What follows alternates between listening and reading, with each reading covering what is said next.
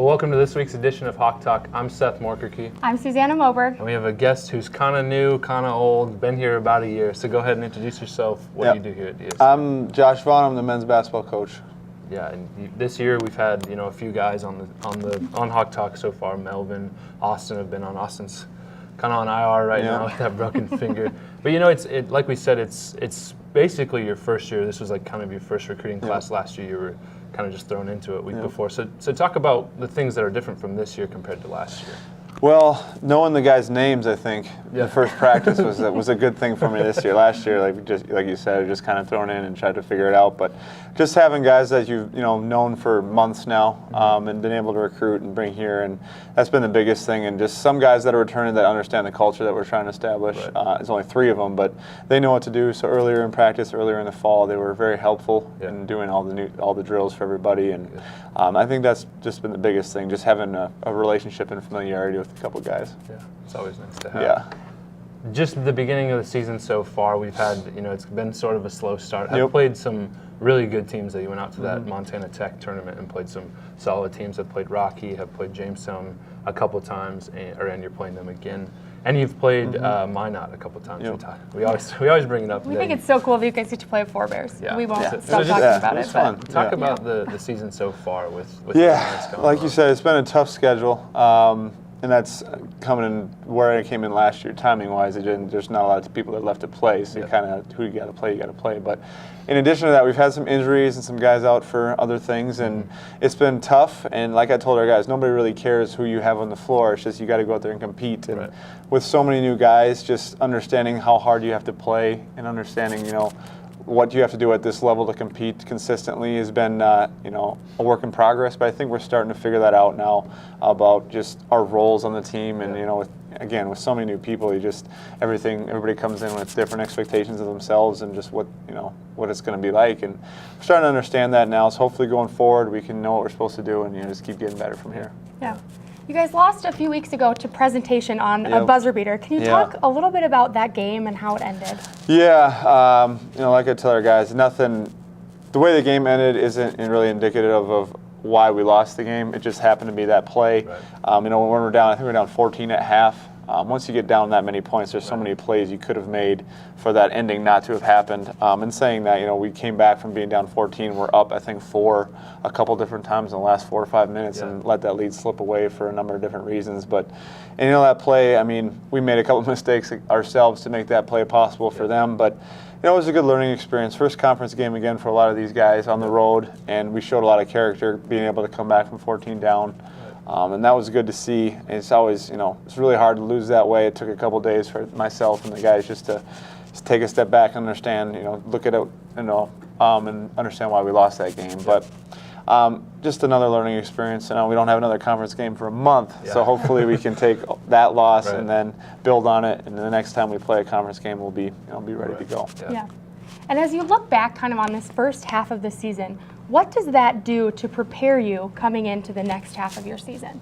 Well, like I said, hopefully it just lets us learn from what we've been doing, and the wins and the losses, just learn more so every single day. We just keep preaching that to them. Just try and get better every single day, just a little bit. Maybe it's just one thing at practice. Maybe it's just one thing away from the court and film or something that we can learn and get better at. We're not trying to be our best now. We're trying to be our best in the end of the year in February and early March when the conference tournament comes around, and hopefully then we can play our best basketball. Right. You kind of alluded to this already, but you have a lot of really great players on the team. You have 3 seniors and 3 guys who are returning. So how do you get all of those really great players to balance together and to work together? And how have you seen some of the guys do that themselves? Yeah, it's a work in progress. Coming in, we got guys from all over the country now, and they start talking before they get here. But just understanding who each other is on the basketball court and understand the style of play is, like you said, is a work in progress. But we're starting to identify who are our main guys and what roles everyone has.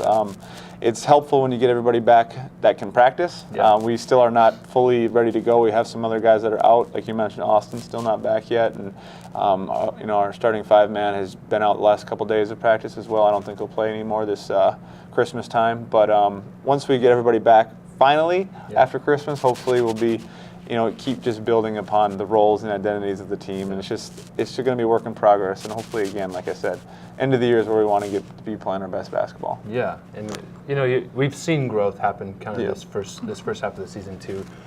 Mainly this past weekend, you guys went to Northern, had lost to them earlier in the season, but you came back and you won by, I think, 10, and you came back from 12 at half. And so obviously something happened in that game. Melvin and Kenny both had really big numbers, had big games, both in offense and defense. But talk about what was different in that game compared to some of the games in the past. Well, the first half kind of went the same way the rest of our season has gone. And then for whatever reason, I think our pressure kind of wore them down. We're a pretty athletic team. We're not the biggest team size-wise, but we got a lot of good athletes. Yeah. And we started to pressure a lot more the second half, and I think it got to them, and we turned them over a couple times. We were able to get out and run and make some plays in transition, and that's when our team can be really good, is when we're getting out and running and moving the ball in transition and scoring. And then, we just made some shots. Basketball sometimes is the games that makes and misses, and we, for whatever reason, just didn't make shots earlier in the year, and that leads to a lot of problems when you don't make shots. Yeah. And we've been making our open shots lately, and that's helped a lot, just with confidence and with, being able to win the game. Yeah, and exactly. So hopefully we can continue to have our percentages be where I thought they'd be coming into the season. So. Yeah. After the break, you have a pretty crazy, jam-packed weekend. So you're heading to Bellevue, Dakota State, and DSU. What's the game plan going into those long road trips and a crazy weekend? Yeah.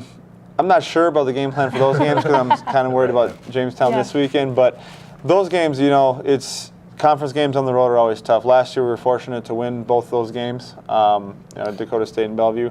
We're just going to try and, when the game time comes, just see what we need to do to get better for our team and, play well down there.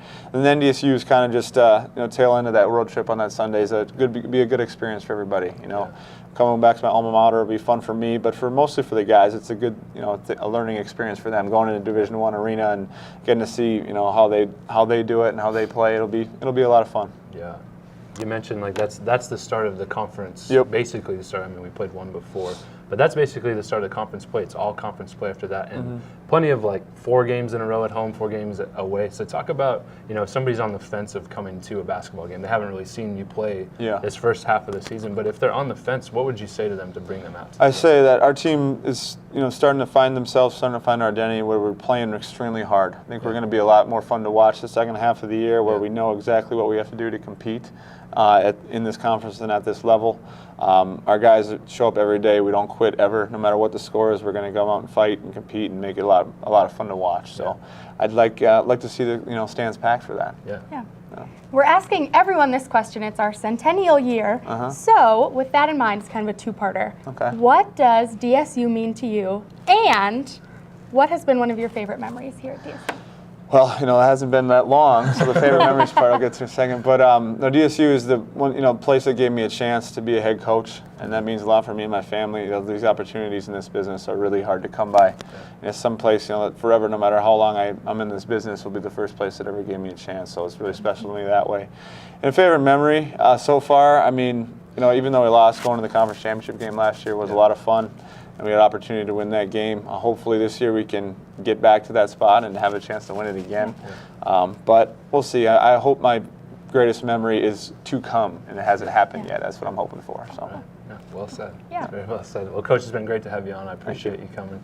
Good luck the rest of the season, and maybe we'll get you on towards the end. All right, awesome. Thank you. We'll be right back after this talking with a very important person with the Heritage Foundation.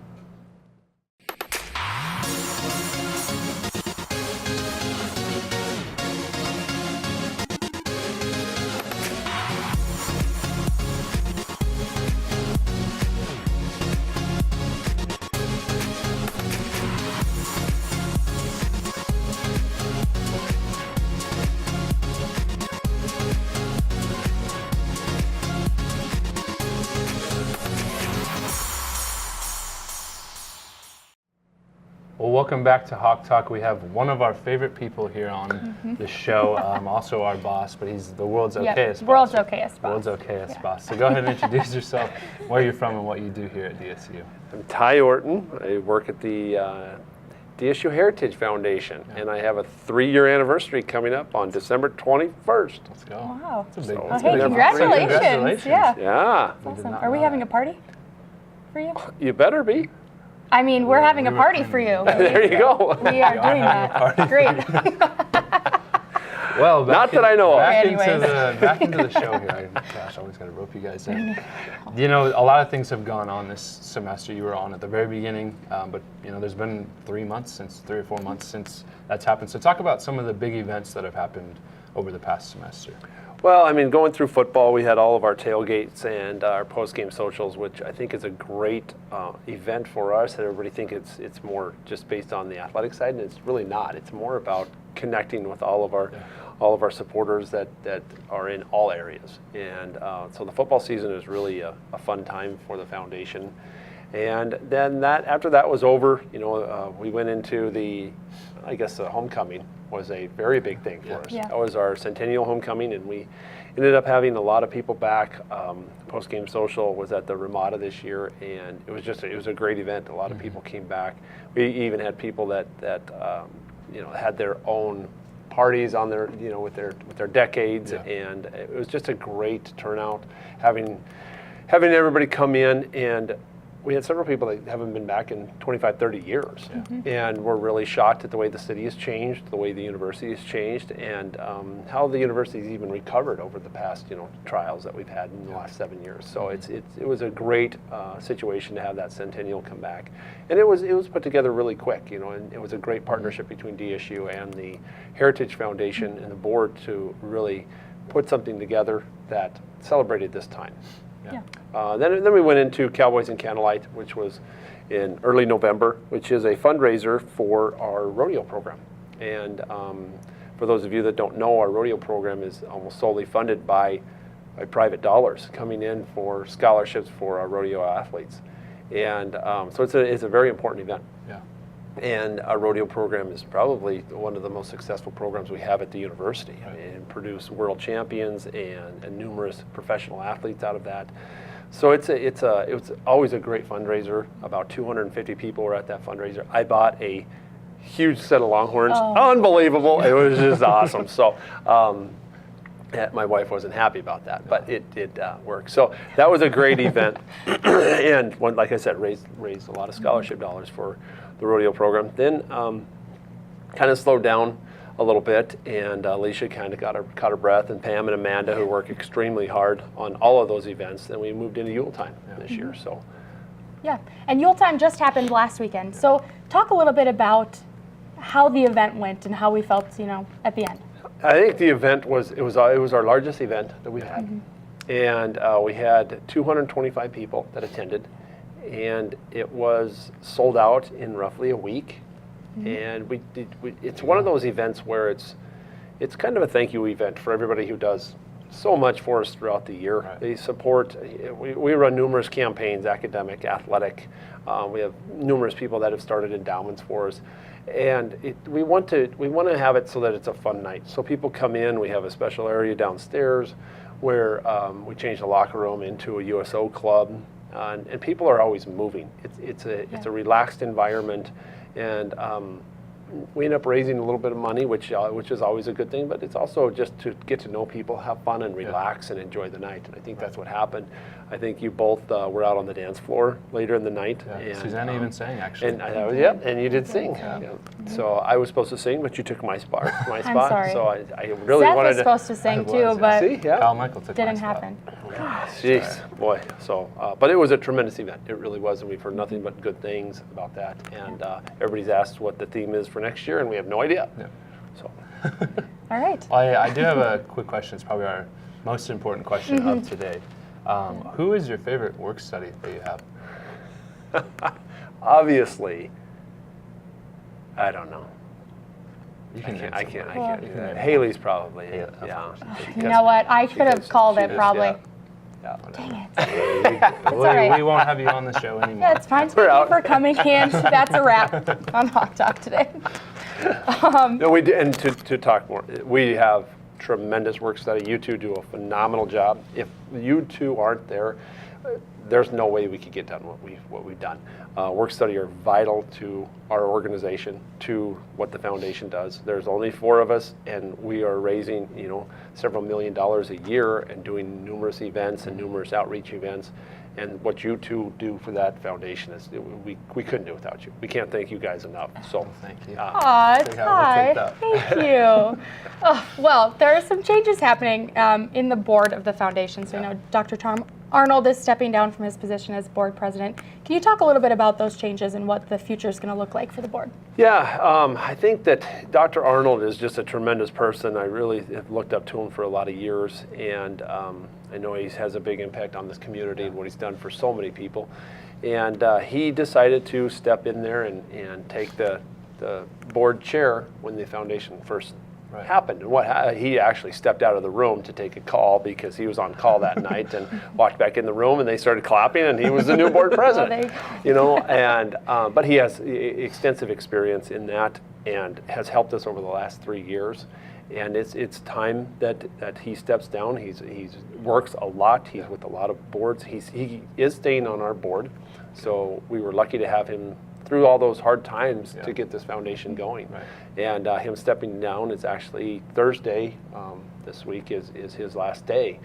Mary Nordsman will then step into it. Bruce Dolezal will be our vice president. Vince Reap will be our treasurer, and Dale Hansen is our secretary. So we really are impressed with our board and how much they care about DSU and the focus that they have. I mean, we keep our focus and make sure that scholarships are our number one cause. Yeah. Well, looking back at this past semester, we've had a lot of scholarship dollars raised, even this past year, actually, and a lot of new endowments have come in. I know you have this sheet here, so you can go over that. But just talk about the impact that some of those new endowments have made on the Heritage Foundation and on the DSU community. Endowments are one of the biggest things that I really wanted to set when I came in here is the future. Yeah, you can do a lot of things and make an impact while you're that coach or while you're that professor, but how are you making things stable for the future when you're not here? And endowments are the way that we do that. The last 3 years, every scholarship that we have paid out has been an annual scholarship, meaning you each give us $1, that dollar goes right back out to the students. And we've been developing endowments since the very first week that I took the job. We've been developing those endowments, and the endowments are something that's going to live in perpetuity. You can't break into the principal, you can only live off the interest, and endowments have to sit for so many years before that interest gets large enough so that you can start to give out a scholarship from those. Next year is our first year that those endowments come online. That's a huge step for such a young foundation. And we've had a lot of success with those, and people like to do that. Plus, the state tax credit and everything that goes with giving that endowments is a very, very beneficial thing. Yeah, well, looking at this sheet here, it says, you raised over $5 million in endowments since January 1st of 2016. So that just speaks volumes to like what you were saying, all that stuff coming in. But also, 58% faculty and staff participation in 2018. So talk about the staff and how they can benefit, but also how they can pour into the students in more than just an educational way. I think that's a great selling point for a lot of people to hear is our faculty staff campaign. And we want participation. We want people to understand that this is more, DSU is a family, the community, DSU is supported by so many people, and our faculty and staff know that, and they see that. And we've talked to other universities around the state, and your faculty are giving at that level? Yeah, our faculty care about DSU and care about our students, and it's going towards student scholarships, it's going towards student support, trips to Carnegie Hall. I don't know anybody that's going on that trip, but or no one who won't shut up about that trip. So that's really important to show that these faculty and staff members are here. They understand it's a job, but they also understand the importance. And you're in education for a reason. You want to see people like yourselves get every chance you can to move forward in a certain way. And so we have, this sheet in front of us, but can you talk a little bit about some of the events that are happening next semester to keep those funds coming and moving forward? We start off right away. I mean, like I mentioned before, all of our scholarships have been annual scholarships, dollar in, dollar out. So it's continuous that we always have a campaign and some type of fundraiser every quarter almost is our goal. And not major ones, but this one is turning into a very fun fundraiser, and it's called the Sweating for Scholarships. Last year was our first year, and it's a stationary bike race. You have a team of 5, Oh, yeah. and you go out and you raise money for whatever the cause is associated with DSU. We have a rodeo team. We have a volleyball team. We had fine and performing arts. We had several TR teams. And then we have several community teams that will just go out there and raise money and then come in and ride. And that money will be then donated to an area of their choice. Last year, the teams donated a road for the TR program. So it's I believe last year we had 32 teams. And we're hoping to get to 50 this year. And every rider rides for 20 minutes, and then they cheer on their other teammates. It's a 1980s theme, and it's fun. Yeah. It's fun. What day is that happening on? Do you remember? February 23rd, February 23rd. Okay. I believe. Yes. Right. So, Register by February 15th. So that it's important to get registration so that the Heritage Foundation can get things, going in order for that. But yeah, we're looking forward to that event. That was a cool thing to start off the semester last year, and I know that's going to be a great fundraiser for the years to come. Yep. Looking back on this past week, you had two of your two sons, not two others. Your two sons were in the play, the Christmas play. So talk about the fine and performing arts and what they're doing for the community. and I think that's always they have the kids show. In layman's terms, is that they really want the community to come in and they want the kids to be involved. And my two kids are very, very excited about the theater, piano, the arts, and my wife and I are also the same way. We enjoy all of that. So they would like to see more of those, and that's where DSU is filling that void, and opening it up to the community. Just like in the high school and Trinity, it's starting to come back more and more. So the Fine and Performing Arts Department is becoming stronger. They're having more students come in. They're being more aggressive in their recruiting, and you're seeing more scholarships come in because of that help those students out, because we need to have that at the liberal arts school. The Fine and Performing Arts needs to be an area where all students can come in and learn about those areas. I love those plays as well, and it's really good to see so much production coming out of that, and so many people attending those, because we really have some great theater students and theater directors. So it's good to see.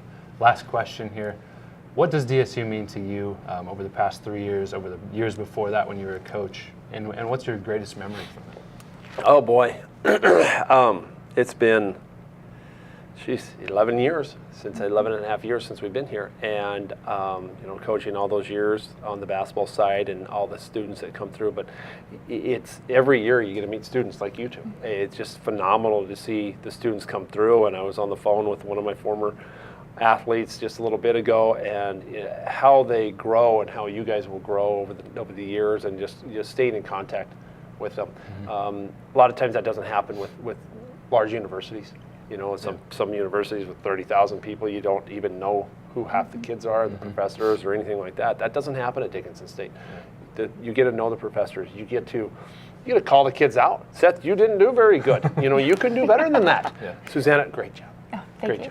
But those are the things. But that's where you can really push the student to become the best that they can, but also understand that, hey, they might need a little help in some extra areas, or they might just be doing the best that they can. And that's where DSU really goes above and beyond a lot of other institutions. And it's just, so what do I like about it? I just like how it's community. I like how it's what Dickinson is. And it's a fun environment. There's great people around, and they care so much. So. I love that. That's very well Good said. answer. Well, it's been great to have you on, Ty. I'm sure we'll get you on right away next semester. Just joking. Thanks. You sound so excited. We'll get you on. Okay, well, there you go. Well, okay. But we'll be back right after this talking about some of the sports that's happened this past weekend, and then looking forward to really next semester, because things are kind of slowing down. Graduation is coming up, and so we'll be looking forward to the next semester. Life is full of many successes, achievements, stages. Every year we grow, things change, and pretty soon we realize we want and need to do more. When you're ready for that next step, Dickinson State University will get you there. Find out how at dsublue.com. Welcome back to Hawk Talk. We are here to recap some of the events of this past week and look ahead to what the rest of the semester and what next semester what's to come. So this past weekend, wrestling had their only home duel. Yep. You know what? And they did pretty well. It was against Northern. You know, there's definitely still room Yeah. for improvement, Yeah. but it's the beginning of their season, so you know Had they a had lot of young guys. Yeah, is definitely what, a lot of is young what guys. Coach said. They had a lot of young guys out there performing, and not a lot of the older guys who had performed the week Yeah. before Yeah. had wrestled. So Yeah. I think We have they did like all right. Jamie Mullins Yep. and Casey Jones. They were the best performers this Yeah. week, and Yeah. yeah, but they've still got time. They got time. They've that's got it. a whole nother semester to Yeah. keep going, but pretty Yeah. cool to see their first meet and Yeah, and Yeah, warm they do up. have the Tyler Plummer. They will have a, Yes. a, Oh, a yeah. big wrestling tournament. So Yeah. not just you didn't miss it if you missed the duel. They will be back. Perfect. And then surprisingly, track was we didn't know, Yeah. but track went out and they went to UMary, I believe on Saturday or Sunday. Sorry we missed that last week, but we Yeah. didn't. We had no idea. But lots was going on last week, so we tried to So, cover it all. But yeah, the women's track team, they had 5 girls in the finals of the 60 meter, which is really incredible. Yeah, and that's then pretty crazy. Peyton, we had Peyton on for cross country earlier. She won the miler. She won the 1500, which is like incredible to see that. We'll probably get her on. Yeah. She'll get the award. and we had some girls who were training for a The marathon or Yeah. something over Thanksgiving too, and they did pretty well Yeah, they for that too. yeah. But they oh my they gosh. actually JC and Brittany both qualified for the national marathon, which I don't know when that is. Well, or hey, good what for that them. But yeah, it's cool to see that the training that they talked about Yeah. actually, or the Paid off. marathon that they went to Obviously. actually paid off. Yeah. Yeah. And McCready Miller, she's a Gillette native. I got to give her a shout out. Wow. She's a redshirt freshman. She's redshirting for the track team, but she actually won the shot put. So she's Oh my just a gosh. freshman. Good She for her. competed unattached, or maybe she's not redshirt, but she competed Yeah. unattached and won the shot put. So that's really cool. Good job, McCready. Yeah. We're proud of you, all of us Gillette people, and all of DSU. and all the people who aren't from Gillette, we're proud of you too. Dang. The men's side, Tyler Quilling took 4th in triple jump, and he had his best jump, which is really incredible because he really peaked last spring. And then Dakota Mansfield took 5th in the 400, and so it's good to see some of those guys out there competing. And just for their first meet, we didn't know it was an unexpected meet, or maybe Yeah. it wasn't for them, but They probably knew it was coming. I would hope that they knew. It really that was they were good to see competing. that they Yeah. had an opportunity before the break to get out there. Interesting thing about two track boys, 2 of the men on the track team were actually football players. Kane Boshi and Jay Liggins were actually named All-Americans in football this week, and so we want to say congratulations to them. Really Well incredible deserved. honor. Yeah, very well deserved for both of them. They've had incredible careers, and both had incredible seasons. And Jay was also nominated for the Cliff Harris Award, which is the best defensive player in the nation between Division II, Division III, and NAIA. So, big things coming for Jay, for him. and congratulations to them again. Yeah, definitely. And then we had the men's basketball coach on today. They are heading to Jamestown this weekend, correct? And then they have a little bit of a break, and then they come back next semester, and they've got lots of conference games. But Jamestown, MSU Billings, we've had Melvin Collins on the show. We had Austin Payne on the show. Currently broke his finger, Broke which his is kind of finger. a not great situation, Yeah. but Hopefully he's back. Hopefully he comes back soon. sooner rather than later. But yeah, that'll be cool. And then women's basketball, they also went to Northern. We didn't get a chance to talk to Coach. Hopefully next semester. But they went to Northern and lost. So they actually split. Both the men and the women split the games between them because men had lost here. But they're playing in California coming up. yeah, that's well, we their talked to tournament. someone about that. Yeah. Well, I wish I was in California. yeah. Dang. I mean, it's not like snowy here or anything, but still, California Christmas could be nice. Well, I mean this is it for this semester. We don't have I anything know. else after this, but we will be back. Not sure what date we'll be back, Yeah. but we will be back next Sometime in semester, the- broadcasting about Yeah. all sports and all things DSU. But until then, Hawks are up.